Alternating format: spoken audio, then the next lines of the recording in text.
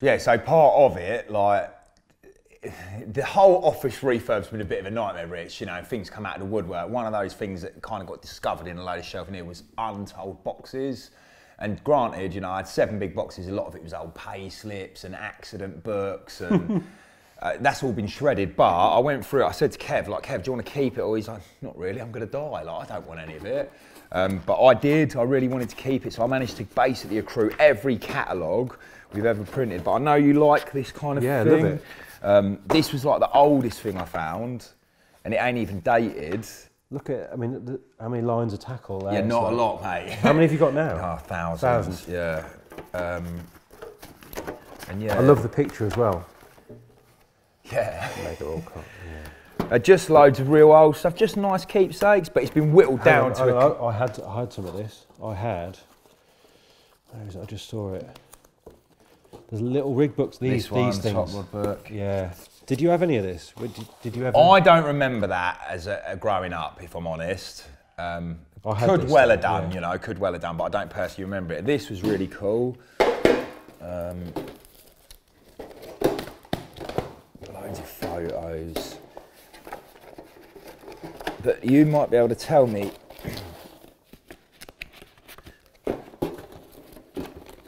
Is this the first ever carpet? Yes. It is? Yes. So it was literally just that? Oh, no. That's was just this the advertisement? I reckon that's the... So what? Is that their sort of like... I don't know, but I found one of those. That must have been what they... Because Kev sold ads, didn't he? Correct, and that's why I thought he'd kept it, you know, and I wondered if that was an advertising I reckon pamphlet. that's their... that's what they were sending This out to one advertisers. I kept that. Yeah, look, I like look. Nige. Carp World will be printed on... Yeah, this is like their pre-production... Again, I don't know why I kept these, but some old... Hawley. Yeah, proper old ones. But yeah, I'm not really a hoarder as such, but there was just a few things I thought, you know what, I can't throw it all away. Mega that. What are these photos then? Again, are they all church legs? Nah, just a plethora. Again, he was happy to get rid of them, but I wanted to keep them. So some are Gary, some are Kev, because the pair of them haven't got a collection as such, and I thought someone needs to. Yeah. Someone. That's a friendly comment. Yeah. Add it. Add it. Yeah. Well, this is a bit of a first, Al. This is the first time that anyone has completely redecorated for us. So thank you. Thank you. And the most frustrating thing is, that's why I hate WhatsApp. I've just seen El's message. No, it's no problem to do at your house. But it needed doing, Rich. It needed doing. But this is the new office, right? It is. Yeah. What's this all about? What's the reorganisation about? Nah, no real reason. It just needed doing. It really needed doing. I think it's important. You know, I speak on behalf of all the lads to have a nice working environment, and it was starting to become somewhat tired.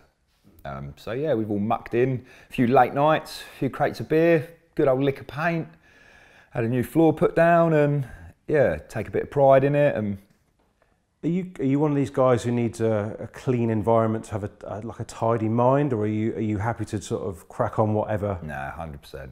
Yeah, have to. It's like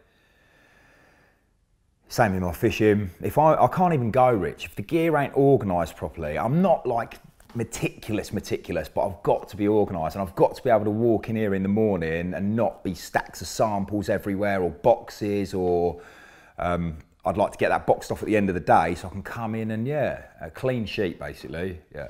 Which is only ever going to be a metaphorical clean sheet, isn't it? Because the job is never going to stop. Never. But at least walking into a clean office space, it helps. It helps, as opposed to walking into a bomb site, you know, where it just doesn't set you off on the right foot, really. But yeah, you're so right, the job never stops.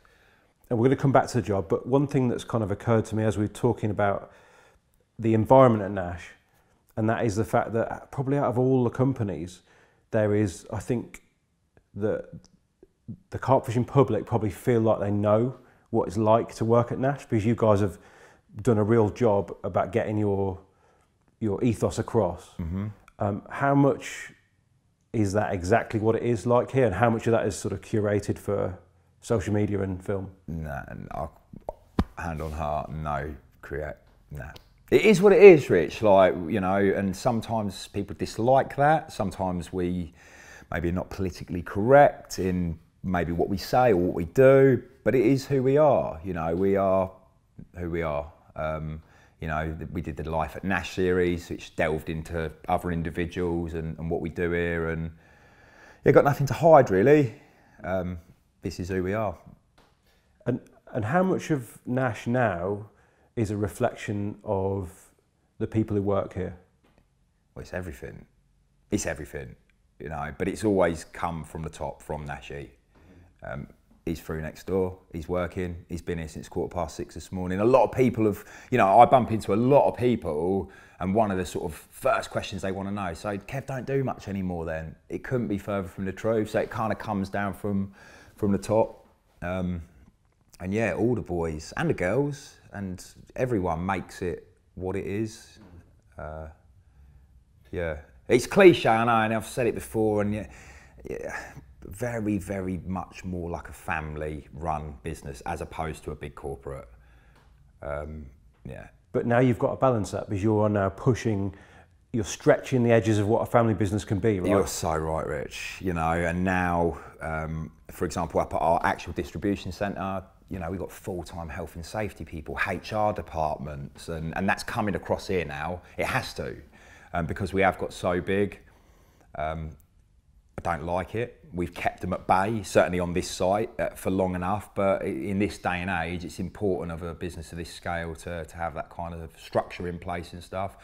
And yeah, you kind of weigh it up when your turnover gets to a point, like you say, you're not just shipping out a bit of gear to a few shops in England. We're now talking about multiple countries across Europe and a lot more staff, and it's a fine balance, you know. And I know Kev's always been like, I don't want to be a corporate. I don't want to be a corporate. But yeah, when the more you grow, the more you have to, yeah. And does it horrify him, or is he buzzing that the people that he brought in have now made this happen under his guidance? Yeah, I think he is very proud. Yeah, but like, I can't stress it enough, because I do think a lot of people are under this misconception that he doesn't come to work anymore, which is categorically not the truth. He's still here all the time. He's still the driving force, if you know what I mean. He was just, maybe it took him too long, to be fair, but at some point he realised he needed to bring people in. You know, and I was very lucky that I was one of those people, and there's been a number of other people that have come in and they've stayed. There's been some people that come in and they've disappeared and that, but even if they disappeared, they had an input, you know. And if you were to be objective, how much of your personality has bled into what Nash is now? Hate it because it sounds so like, but there is an element, I would have said, but I still don't appeal to everyone, you know. So I think the people that like me, you know, yeah, you know, I'm quite public and vocal. I'm on the Insta stories, I do the films, and so yeah, and that's who I am, you know. That's not contrived. That is who I am. I go to the shows, I speak to people all day long and be myself. But the other lads are all themselves, you know. They don't all talk like I talk, listen to the music I listen to. They don't fish like I fish. So, you know, and that's the other thing, you know, as these lads' profiles raise, you certainly see that, you know, people absolutely would warm more to Tom than me, or warm more to Dan, or Alfie, or Mikey, or, yeah. And actually, I feel like you were probably quite early on this idea that let's grow the profiles of our staff. Let's almost kill off the era of the sponsored angler, and you see it more and more now. Yeah, yeah. It's don't get me wrong, Rich. Like, I would, in an ideal world, the sponsored angler would be everything I want them to be, and they could have been part of Nash. And you know, there's been times over the years where we've had a particular angler that we've kind of wanted to integrate in on a full-time basis, but what I'm really clear on is, when you get up every morning and go to work and your only job is Nash, if you do live and breathe it, if you are passionate about it, then you get great things out of that individual. Certainly with a sponsored angler, a lot of them want this deal and that deal, and you know, they're always trying to juggle a few balls, and you know, I don't want to speak badly of them, because people like Briggsy, I can't fault him. Just can't fault him. Gillian Cundiff, can't fault him. You know, and there's been others over the years, but in the grand schemes of things, yeah, we don't necessarily need them. Not like I think, you know, 20 years ago, whenever the sponsored angler was everything for a company. The angler you had, you know, your business was... Probably because businesses were much smaller. For sure, yeah. I think the media outlets were a lot less. So if there was a regular writer appearing every month or bi-monthly in a magazine, you know, you had a value to a business. That ain't there anymore, Rich. Like, what was the landscape like when you started here? Because, in fact, how long have you been here, Al? I think, and I'm really terrible with dates and stuff, but I think it's 14 years this October, which is a mad amount of time. The landscape back then, I was so out of my depth. When I think back on it, in so many respects, as an angler, in terms of the responsibilities that were on my shoulders, I just hadn't come with any previous experience, or I didn't have the depth of knowledge as an angler, as a carp angler anyway. I didn't have the depth of knowledge of the industry. So that landscape for the first few years was one hell of a steep learning curve. I was just trying to learn it all, and yeah, it was intimidating at times. You know, even like the trade show, you know, when you tipped up from DHP, like, or, yeah, I always felt like quite inferior. I remember always thinking about Tackle Box. They were the worst. They really like, I just hated going there when I first started, because I just felt so inferior, but yeah. And you're now so kind of, if you'll excuse the compliment, such a big character in the industry. Surely that comes with a little bit of, as with everybody, a little bit of the old imposter syndrome. Like, do you ever wake up and think, I'm not who these people think I am? No. You've got ultimate confidence now. Yeah. Yeah, I've got ultimate confidence because of time. You know, time's a massive thing, and I've put a lot of time into it. I'm not just, you know, I've really thrown everything at it, like seriously, pretty much for the 14 years. I can't think of any period where I took my foot off the pedal. So now, when I'm out fishing and being filmed, now when I'm standing in front of 40, 50 people in a tackle shop, yeah, everything I say with true belief and passion and conviction, and they're my opinions, they're my beliefs. Yeah, and as an angler, I've come a long way. As a carp angler, I've come a long way. So no, I don't feel like at all, mate. No, I didn't feel it back then. I was just a bit like, you know, it was all quite a big thing, you know, especially the sort of people who I was mixing with, if you like fishing, like, whoa, whoa. But whereas now it's kind of very much just a way of life. What do you think Nashi saw in you when he hired you? He'd been well informed prior to meeting me. So, you know, I was working for him. Basically, I was lecturing. He had a French lake, and every year I take a very large group of students there. The fishery manager, Chippy, Dave Jones, good friend, still works at National. He kind of was feeding back to Kev after these trips, going, mate, the kid's smashing it. Like, and it's basically down to this lad, the lecturer. He's getting these lads grafting and working. They're transforming the place. And this went on for 3 years, certainly 2 or 3 trips. And so he'd been informed about this.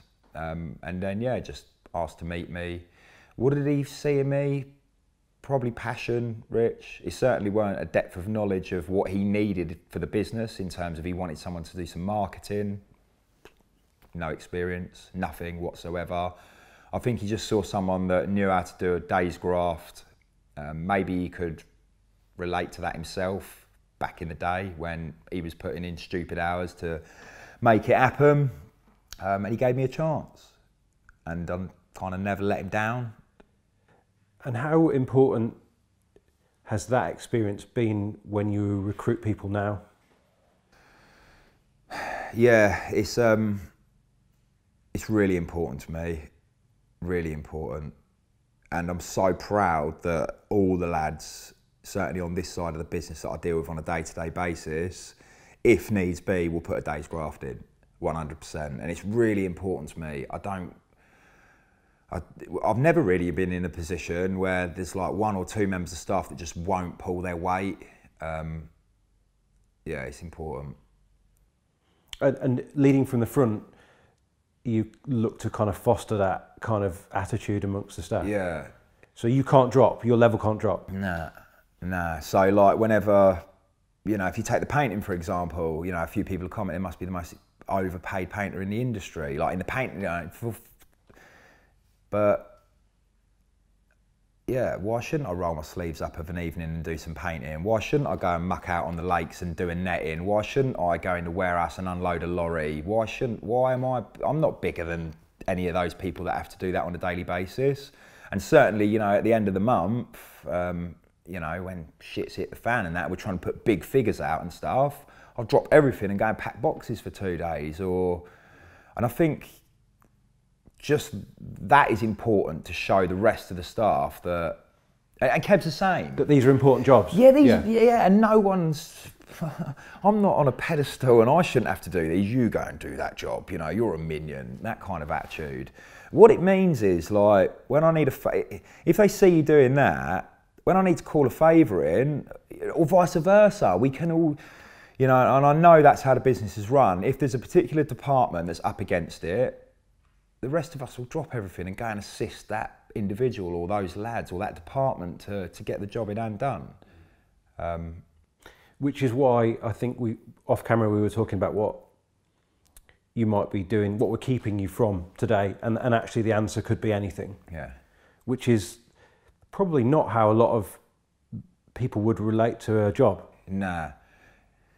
You know, one of your opening lines was, you can never do it all. There's always more to do. That's so true. I can't stress that enough. Yeah, it's like the $1 million question. What is your job, Alan? What do you do? You know, and for the life of me, I couldn't sit here and give you a true like breakdown of it. You know, I'm kind of involved in a lot of areas. I really am. You know, so yeah, I spend a great deal of time with Kev. I spend a great deal of time on the product development, a great deal of time on the marketing. I've become Alan Blair as well, so I have to look after that side of the things, the fishing and the filming and the social media, and hence why you don't sleep so much. Don't sleep very much. Because even by your standards, last night sounds pretty rubbish. It weren't great, mate.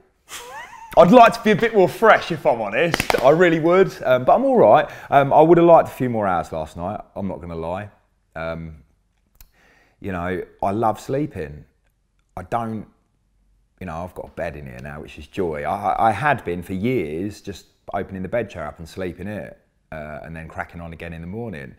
But it's not because like I've got home issues. I couldn't be further from the truth. It's just because, and sometimes even now, Chloe will still say to me, like, what, you're taking the piss, like, and I always have to just remind her, babe, like, I have to. I feel I have to, Rich. No one's told me to do this amount of silly hours this week. It's something up here that's going, you need to do this, Al. You really do need to do this. You need to work late tonight. You need to do this. It's not for any other reason than, I want, yeah. Do you recognise that that is not normal? Yeah. Because a lot of people do 9 to 5 and they happily go home to their family, don't they? Yeah. And funnily enough, like when I was with Dan, we talked about filming another episode of Urban Banks recently, 5 days in his company. Me and Dan were joking because he's the same. He does stupid hours, crazy hours. But he had, in his previous employer, worked for some kind of like telesales, but like a hotelbooking.com kind of thing. And he said it was mad, Al. Like you'd go in the morning, 9 o'clock start, you put a headset on. If it was 1 minute past 9, you're getting your wages docked because they're on some kind of like tracking system so they can see when you've activated the headset. And he said at 4:30, they turned the system off. So you can't work anymore. And we were joking about this because his life's not like that now. But for me, I've never experienced that. In all the jobs I've ever had, I've always tried to have as many jobs as possible, work as many hours as possible since I was like 13. You know, as soon as even younger, in fact, as soon as I could get a paper round, I didn't want a paper round, I wanted 5. And I think at one point I had 6 or 7.